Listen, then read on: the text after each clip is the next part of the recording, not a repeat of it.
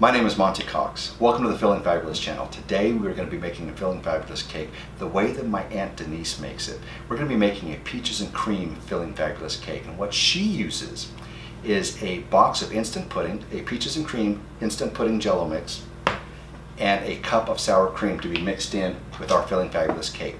With the cake as well, what we're going to be adding as far as the other fillings after we get done with this is going to be a roll of pineapple, a roll of raspberry, a roll of strawberry, a roll of Bavarian cream, and then a row of homemade peaches and cream filling. Stick around. Welcome back.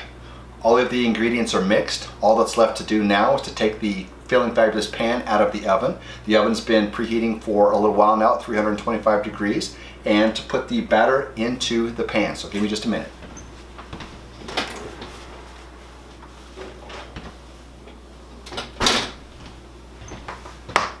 Okay, as before on our other videos, just make sure that those little nubs that we've talked about are engaged, and make sure that you're using a nice floured release agent for this cake.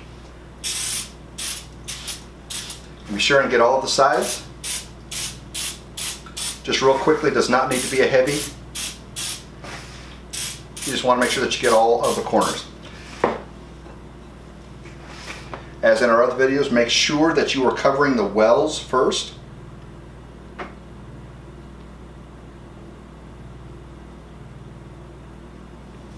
And go ahead and get all the rest of this goodness out of there.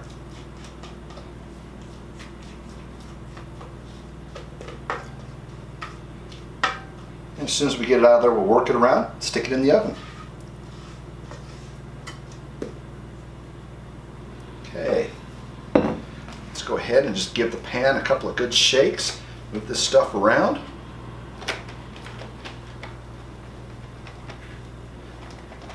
And at the end, this is what it should look like. Our cake has been baking now for about 45 minutes in an oven at about 325 degrees. There's only about 15 seconds left, so I'm getting pretty excited to pull it out here real quickly. I can tell you the whole kitchen right now smells like peaches, so I'm really excited to see how this, to show you what this thing looks like. I want you to notice as well that there are no pans underneath this Feeling Fabulous pan. In case anybody thinks that this Feeling Fabulous pan might leak, there's no cookie sheet or anything like that catching any drips on this thing. It works really, really well. Oh. And there's our finished product. That's exactly what your cake should look like, perfectly cooked. We're going to let this cool on this baking rack for about an hour. And when it's done cooling, I'm going to come back, tell you and show you how to pop this cake out, how to level it, how to begin to fill it. Welcome back for the final piece of this, of making this cake. This is our cake. It's now been cooled for about an hour or so, and I'm going to show you how to pop this thing. What I want you to do is to reach underneath here with your fingers. Put your fingers up through the slots, the holes that are already in the pan. Push the whole cake upwards. Slide your fingers up underneath there, and out the whole thing slides. We're now going to be trimming this up, and I want you to take your cake leveler, put it roughly in the middle, nice even strokes working it back and forth, and just level this cake right off. Go back here to the beginning where you'd started again. Cut the other side and level this side off too. Set your cake leveler aside. Go ahead and peel off all of the cake pieces, so that what you're left with is just a nice flat surface. Remember, the top is going to become the bottom in this particular cake.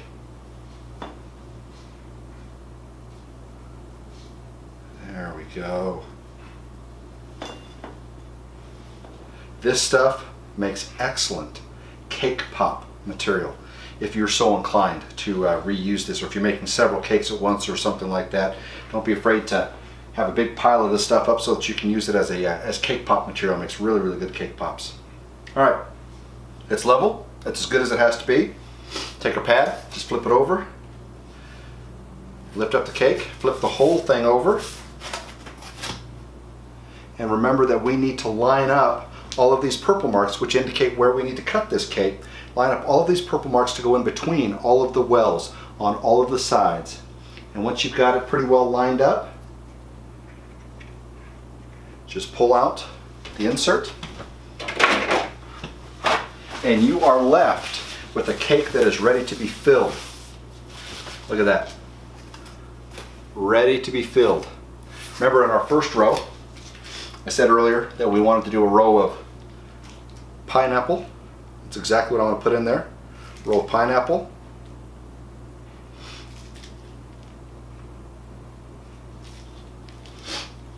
Put a little bit more on that one. Our second row is going to be red raspberry. Let's fill that up. Just put a little bit extra in there. Our third row is going to be some strawberry.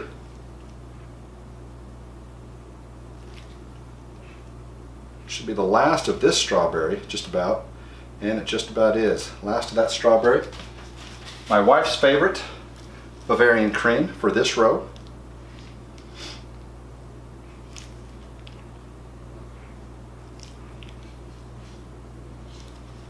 And then the homemade filling that we made, or that I made, peaches and cream, which, believe it or not, I used another box of instant pudding peaches and cream.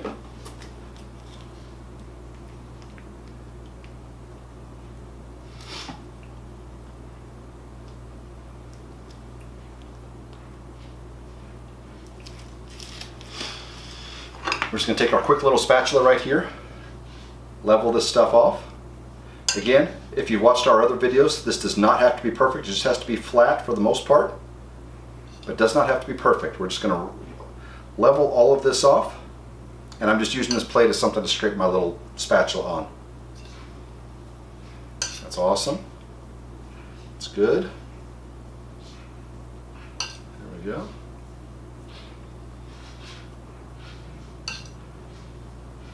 All right. Then the last little bit, which is this pineapple. There you go. This is what your cake should look like after it's all done and it's ready to be iced. I've also made some peaches and cream icing using the Dawn buttercream icing that I've got right here. Pull that into the frame just a little bit, Dawn buttercream icing, and I've also used it and mixed it with a little bit of peaches and cream pudding. So whoever's going to be consuming this is going to have just peaches and cream cake, peaches and cream icing, and then a row of peaches and cream filling. So this is going to be really good. For icing it, again, the other videos, just lay a nice, consistent, thick bead, nice white bead on here, going from end to end. Just like this. It's not any more difficult than this. You may do it however you want to. I just kind of choose to do my rows like this.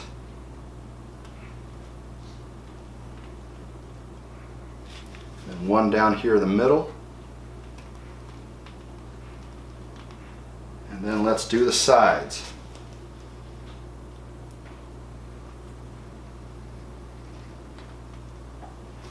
That's our first side.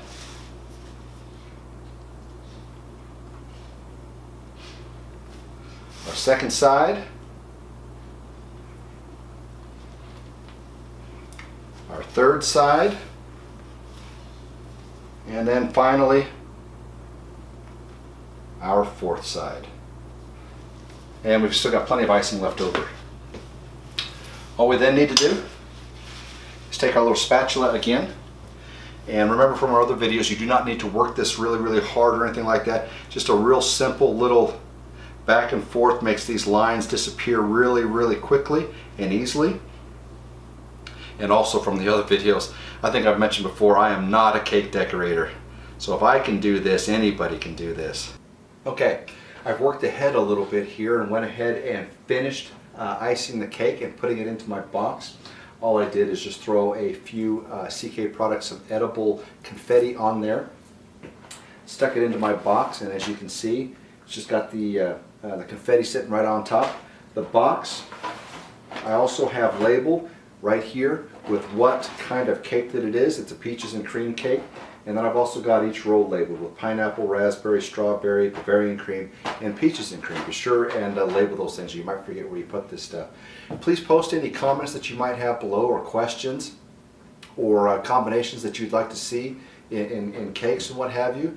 And thank you for watching. I really appreciate your time. Thank you.